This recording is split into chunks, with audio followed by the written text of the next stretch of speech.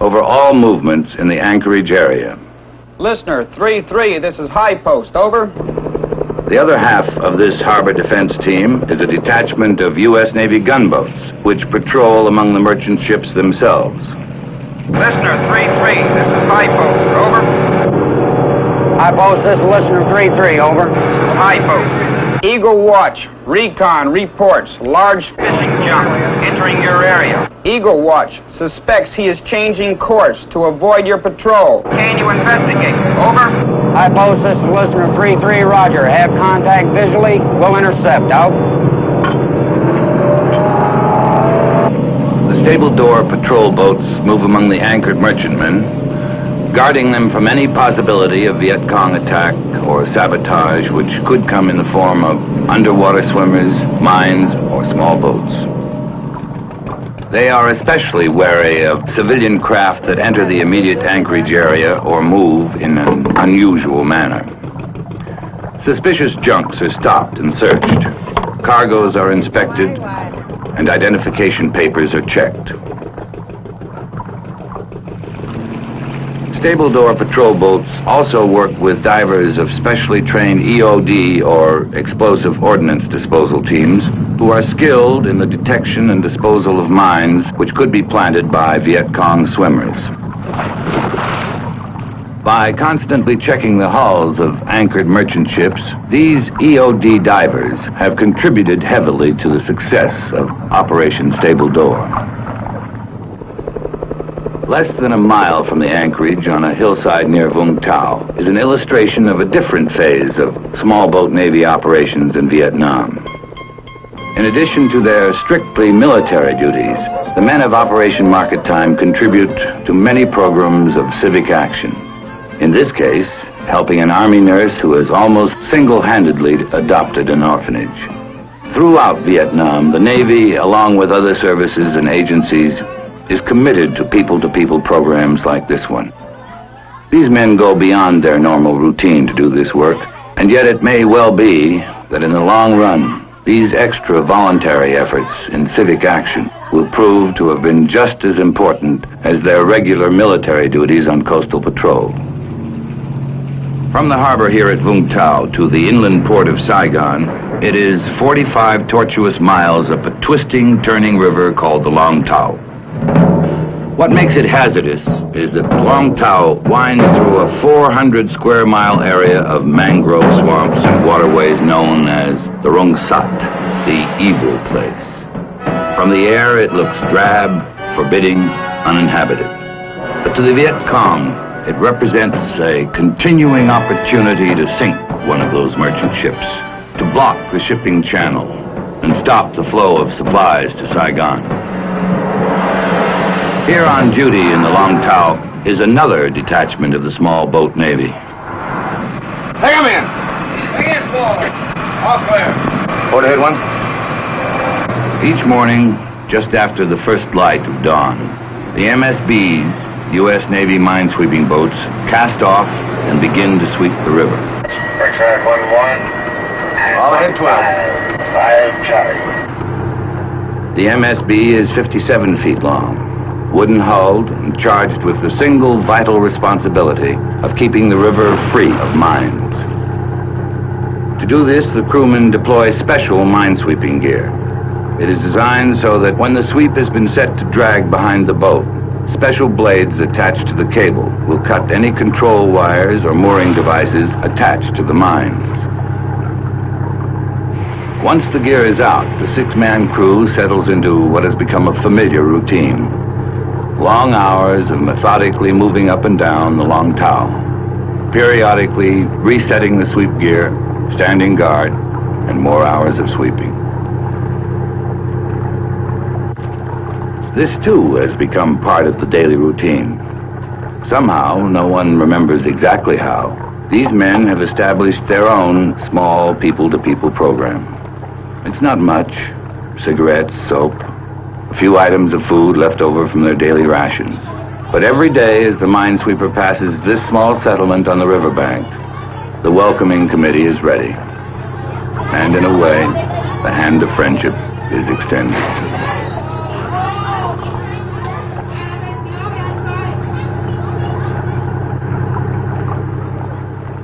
Day after day, from dawn until dusk, the MSBs sweep the Long Tao.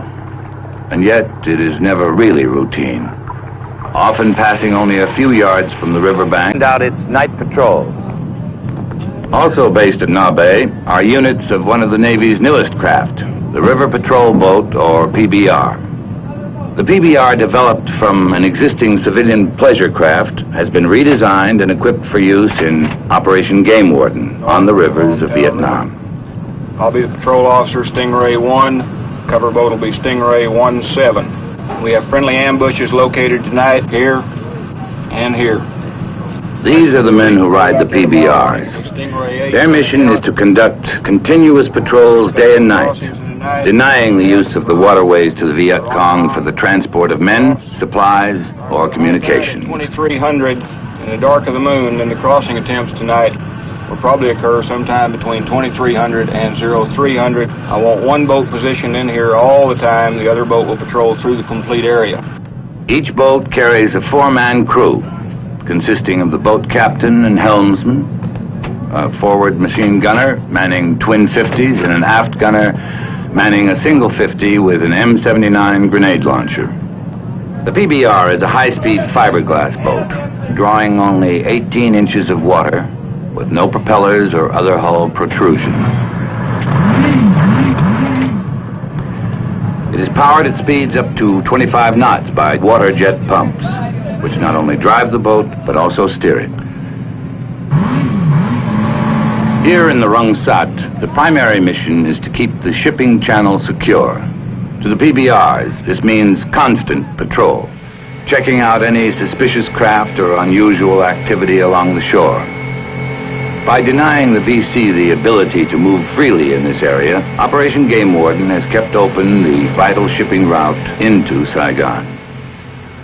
In addition to their important contribution to the security of the Rung Sat, PBRs operate at several other locations in the Delta. At Bin Tui, near Can Tho, on the Basak River, is the headquarters for the River Patrol Force. From this command center, the activities of Operation Game Warden units throughout the Delta are coordinated. Almost everything that moves any distance in the Delta moves by water. These men, from intelligence reports and first-hand observation, keep up to date on where the VC are and what they're doing. We don't have any support in there other than the Sea Wolves. We can get them for you in about 6-7 minutes. Make sure you've got your ammo checked out, your chow. Make sure you've got all your charts up to date.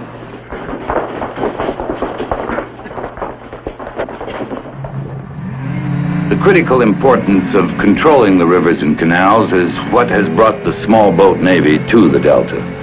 Their job is to secure the waterways for those who are engaged in legitimate business and travel, and to deny them to the Viet Cong. Like their shipmates in the coastal waters, the men of Operation Game Warden spend much of their time boarding and searching the thousands of civilian craft which crowd the inland waterways. Representatives of the Vietnamese National Police assigned to duty with the PBRs advise their American counterparts, check documents, and interpret the objectives of Operation Game Warden to the Vietnamese people. 9 times out of 10, they're simply on their way to market or returning home. As a gesture of friendship, soap or cigarettes may be given to the people, or a printed explanation of how Operation Game Warden hopes to protect and benefit them. Then the PBRs resume their routine patrols, 9 times out of 10. But then there's the 10th time.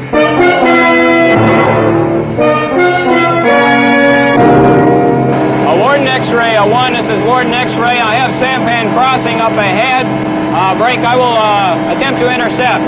Take off.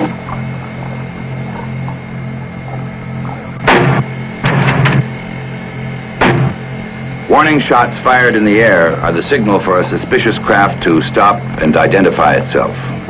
Warden X-ray 1, this is Warden X-ray. Seems to be heading to the beach. Take area under fire. Try for maximum results, over. A junk or sampan that turns to run from a PBR has something to hide. And in VC territory, the PBRs don't take any chances.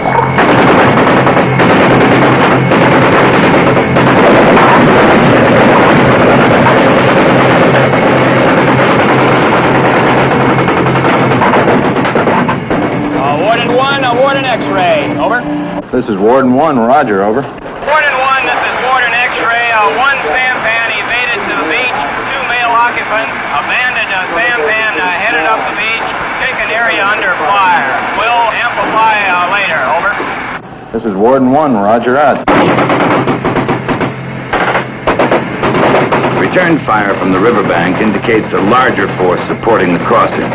What looks at first like a couple of farmers or fishermen may turn out to be VC, carrying intelligence, supplies, weapons, or the sampan loaded with explosives. Warden 1, Warden X-ray receiving heavy automatic weapons fire, vicinity of evasion. Request scramble Seawolves. Over. This is Warden 1, roger, out. Steel Base 3, this is Warden, scramble Seawolves. At the River Patrol Force headquarters, the request for air support is relayed to an LST downriver, which serves as one of the several bases for special Navy helicopters supporting the PBRs. These are the Seawolves, armed helicopter gunships operated by Navy pilots from LSTs and airstrips throughout the Delta. They stand by on call to provide reconnaissance or fire support for the PBRs. Armed with machine guns and air-to-surface rockets, the Seawolves are prepared to move quickly to the scene of action.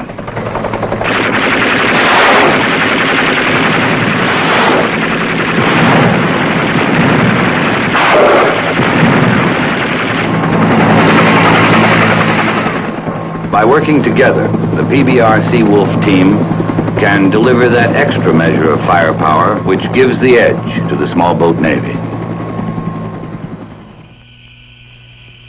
With nightfall, the Delta undergoes a subtle change, for the night presents a special challenge. The Viet Cong take advantage of the hours of darkness to activate their lines of communication. For the PBR crews preparing for night patrol, there is the knowledge that now is when they're most likely to encounter the VC. Again, they move out to their stations in pairs. Through the long, warm night, they maintain their vigil, either moving quietly along the river or lurking, silent and invisible, at the location of some suspected VC crossing point. Night patrols by the units of Operation Game Warden have sharply limited the mobility of the Viet Cong guerrillas in an area where they once moved almost at will. On many nights back in the dock at Binh Thuy, at about the time the PBR night patrols are arriving on station, a small band of men working silently behind the scenes is preparing to move to an undisclosed location downriver.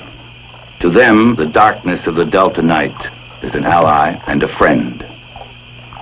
These are the Navy SEAL teams, so called